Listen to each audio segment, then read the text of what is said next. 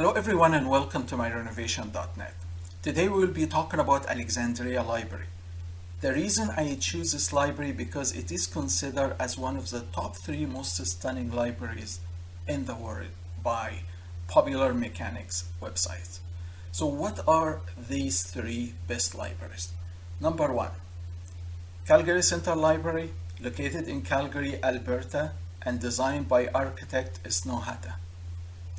The exterior of the Calgary Central Library is wrapped in a textured facade with translucent glass panel used to shield private study area, and a clear glass to make public area viewable from the outside. The 240,000 square foot or 22,000 square meter is centered around 4-story atrium topped by a skylight. Number 2, Hunters Point Community Library, located in Queens, New York, United States. Designed by Stephen Hall Architects. The concrete structure is sitting on the shore of the East River in Queens. The 22,000 square foot or 2,044 square meter, complete with rooftop patio and public park. Inside floor contain a series of different reading rooms and spaces designed for adult, children, and teenagers. Number 3, the Library of Alexandria, located in Alexandria, Egypt. An international competition was held in 1989 for the selections of the winning design. Zan'et was awarded first prize. The 215,000 square foot or 20,000 square meter with an open reading room for up to 2,000 readers is the largest of its kind in the world. Before digging into the Library of Alexandria, let's tour the city of Alexandria. My recommended places to visit when you are in Alexandria, Egypt are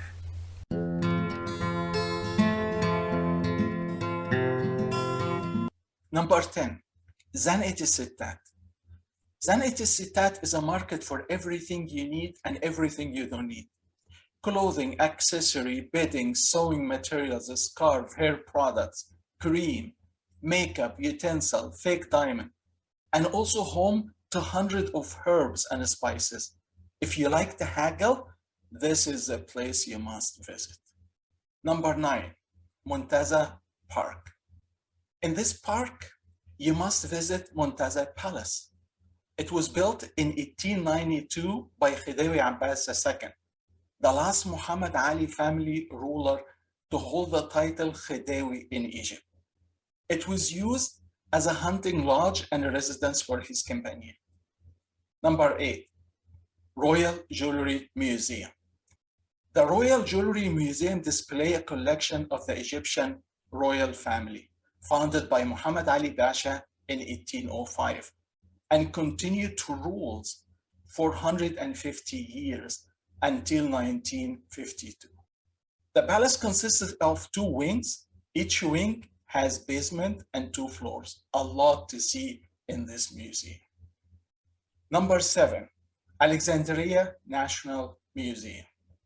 Alexandria National Museum is a must-stop to understand the history of Alexandria. The museum does a fantastic job of bringing ancient Alexandria to life, including excellent map drawing exhibit that imagine what the classical city would have looked like, helping visitors understand the changing face of this city. This is a must-see place. Number 6, Roman Amphitheater. The Roman Amphitheater is one of Alexandria's most popular monuments. Amphitheaters were spread through different countries like Greece, Italy, and Turkey during the reign of Roman in many regions around Europe and Middle East. The Roman Amphitheater of Alexandria is the only one of its type in Egypt. That is the reason why you must see the Roman Amphitheater of Alexandria. Number 5, Pompey's Pillar. This column of red Aswan granite rising to the height of almost 27 meters was set up in 292 AD in the honor of Diocletian, who supplied food for the starving population after the siege of the city of Alexandria. Number 4, the catacombs of el-Shuqqaf. Catacombs of el-Shuqqaf, discovered in 1900, meaning Mount of Shard, is a historical archaeological site, is considered one of the 7 wonders of the Middle Ages. Number 3, Abu al-Abbas el-Mursi Mosque. Abu al-Abbas el-Mursi Mosque is one of Alexandria's major landmarks. Abu al-Abbas el-Mursi was built in 1796 over the tomb of the 13th century Sufi holy man Abu al-Abbas el-Mursi, originally from Murcia, Spain. Number 2, the Citadel of Qaitbay. The Citadel of Qaitbay is a 15th century defensive fortress located on the Mediterranean Sea coast in Alexandria. It was established in 1477 AD by the Sultan al-Ashraf Saifuddin Qaitbay. The Qaitbay Citadel in Alexandria is considered one of the most important defensive strongholds, not only in Egypt, but also along the Mediterranean Sea coast in the 15th century AD. Number 1, Alexandria Library. And this is our subject for this video.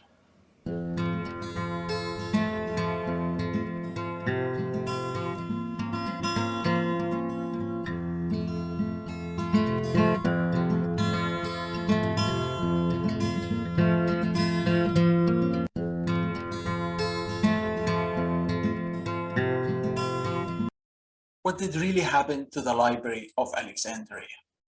23 years ago, the ruler of Alexandria set out a goal to collect all the knowledge under one roof. And that is how the Library of Alexandria started. The idea of the library came from Alexander the Great. After establishing himself in the region, he started to think about building the library as an empire of knowledge in his namesake city, Alexandria. But he died before construction began. His successor, Ptolemy I, executed his library plan. We believe that the original library was built with many columns, native Egyptian shapes, and had lecture halls and classrooms. Ptolemy I invited a scholar to live and study in Alexandria at his expense.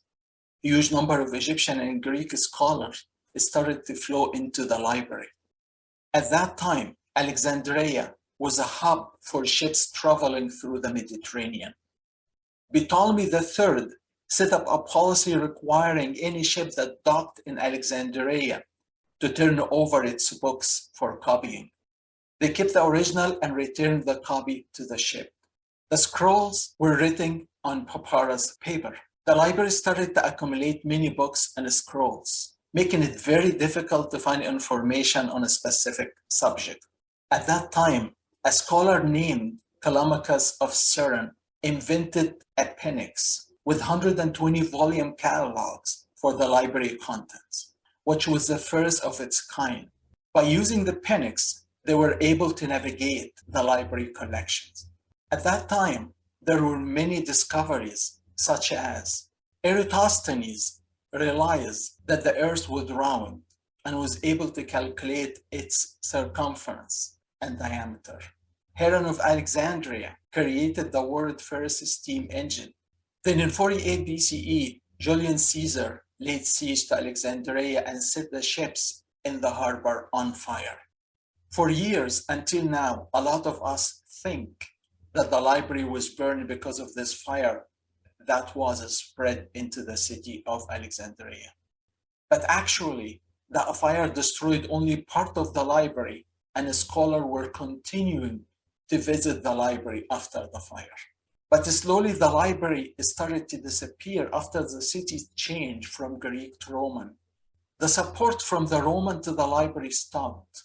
A scholar left the city and some murdered for studying the library. Slowly by slowly, the library disappeared.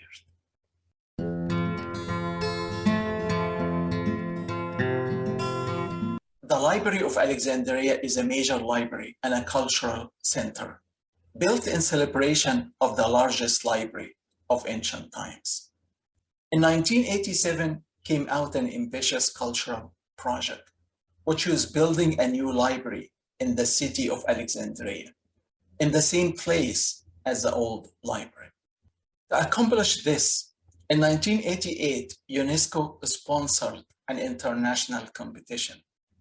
The Norwegian firm Snohata was awarded first prize. The complete scheme and subsequent detailed design were produced in partnership between Snohata and Hamza Associates of Egypt. The two companies then formed a group for this project. The budget for the construction was $230 million, financed by countries around the world. The building was officially opened on October 17, 2002, in the same location as in ancient time, which is 1600 years after the disappearance of those large collections of knowledge. The main concept of the project is a disk rising from the water representing the past, tilting towards the future, with a ground level representing the present. The disk is surrounded by granite wall curved with letters from alphabet of the world. The project consists of the library, a planetarium, and a pedestrian bridge that cut across the public plaza that is shared with an existing conference center. The library contains a main reading space, 6 specialist libraries, 3 museums, 7 research centers, 3 permanent exhibition areas, various galleries and exhibition halls, along with the necessary facilities and services required for such a complex. The main reading room seats 2,000 readers. The 3 museums are for antiquities, manuscripts, and the history of science. The main structural system of the library includes a circular wall with a concrete column grids. The structure of the library is of reinforced concrete. The beams of the roof are precast. The roof panels were made in Austria and assembled in Egypt. The gray granite from South Aswan, Egypt, and the black granite came from Zimbabwe. All the timber flooring was imported. One of the most successful features of the building is the use of natural light. The main reading area lights are switched on after 6 p.m. only. The orientation of the roof panels was carefully studied on computer at the design stage to introduce maximum level of natural light without direct sunlight. Glare was dealt with in the design of the glass shading over the windows. The building is well insulated against noise, especially considering the high noise level in the surrounding streets. The acoustic of the building are very good. All panels, whether concrete, aluminum, or timber, have acoustic slots that reduce the sound inside. The building can house 20 million books. It currently has about 200,000 copies, most of which were purchased by donation. There are 50,000 maps, 10,000 manuscripts, 50,000 rare books, and also copies of the modern world, with 10,000 multimedia files and 50,000 audio-visual. Today, the library receives over 2,000 visitors each day. The building was designed to last for 2 centuries, but it is feared that this period may be overstated due to its proximity to the sea. Thank you so much for watching my video. I hope you enjoyed it. Please do not go away yet, as I will be running some of the videos that I recorded during my visit to the Library of Alexandria. Thanks again, and talk to you on my next video, and goodbye.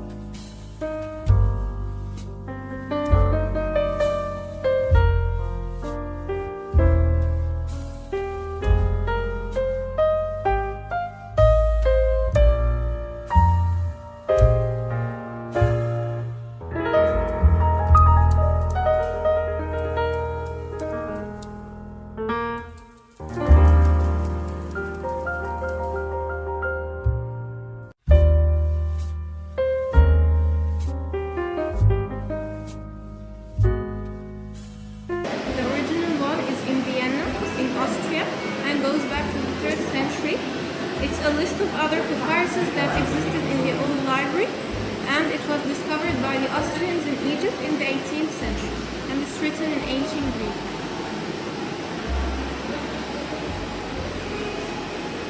Then we move to description of Egypt. It's an original volume of 21 volumes. It was prepared by scholars and artists who came with Napoleon Bonaparte during his French expedition to Egypt.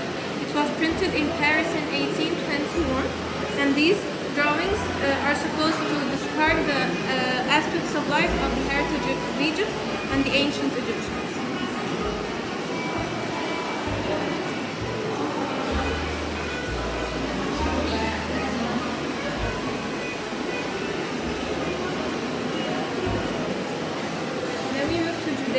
Here we have two scrolls of the Torah written in Hebrew in the 18th century. The large one is a manuscript written on parchment with a special box to keep it in, while the other is a miniature copy of it. They are both gifted from the Jewish community leader in Egypt.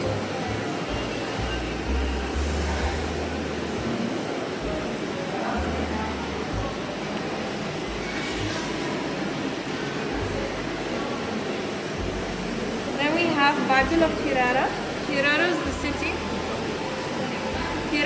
city where the Bible was printed in Italy in 1553. The original copy is in Spain and it's written in a language called Ladino, which is a mix between Hebrew and Spanish.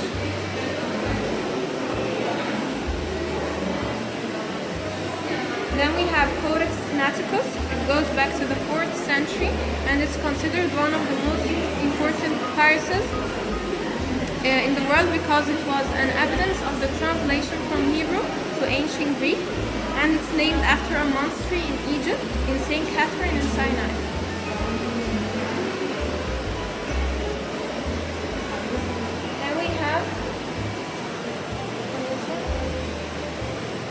Then we have the Gutenberg Bible, which is a copy of the first printed book in the world. That dates back to 1456. It's written in Latin and the original copy is in Germany.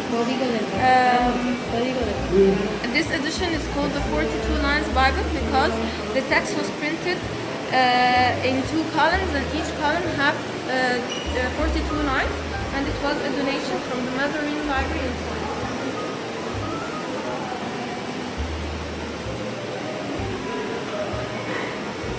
Then we have the Codex Vaticanus. It has the Old and New Testament. It goes back to the 4th century. The original copy is at the Apostolic Library in the Vatican, and this was a donation from the Vatican. Then we have a collection of Arabic Christian manuscripts. They date back to the 17th and 18th century. First we have the 4 Gospels written in Arabic in 1640. If you notice these red lines, these were one of the main characteristics of the Arabic manuscripts, but if you want to emphasize an idea, was to write it in it. Then we have a collection of manuscripts of the Holy Quran. They date back to the 16th and 17th century. Arabs gave much importance to the decorations of the Quran. Here they use melted gold, and here they use precious stones that were turned into powder.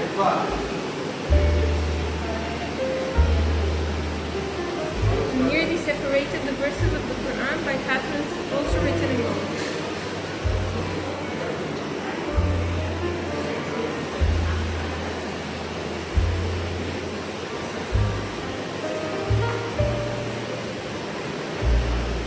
Then we move to the Millennium Manuscripts. The Millennium Manuscript is every manuscript that dates back to 1,000 years or more. Then we have 2 pieces from the coverings of the Kaaba. This also original, correct? Yes. Egypt used to do the coverings of the Kaaba every year until the year 1962. So the King Abdulaziz El Saud gifted these 2 pieces to the Egyptian economist Talal Khan for his great economic projects in Saudi Arabia in 1936.